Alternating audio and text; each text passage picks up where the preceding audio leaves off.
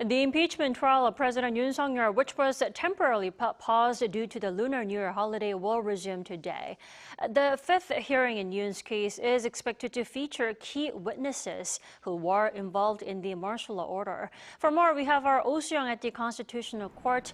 Sooyoung, the fifth hearing on Tuesday afternoon will include key witnesses. For the National Assembly side, which is arguing for impeachment, tell us more.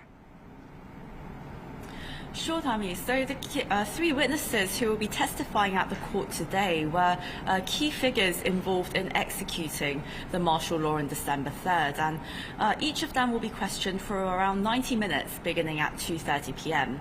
But based on what they've said so far to investigators, it's very likely that they're going to be unfavorable witnesses for President Yoon. Lee Jin-woo, for instance, he is the former commander of the Capital Defense Command.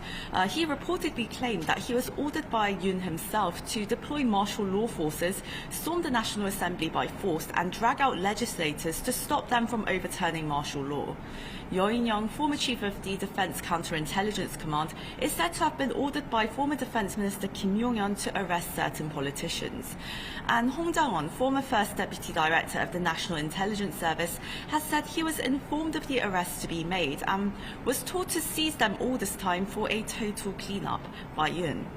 Now, President Yoon has denied the major allegations, including the order to blockade the National Assembly and the National Election Commission, the drafting of budget notes for an emergency legislative body, as well as the order to arrest politicians.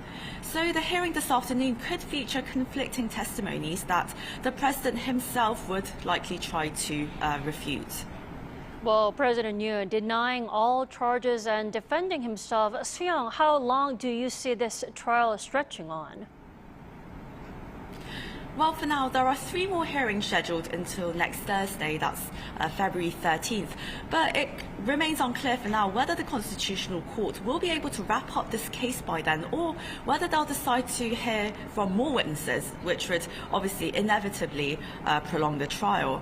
And so far, the court has maintained its very firm stance that it's focusing on speedily delivering a verdict and delivering a swift trial process.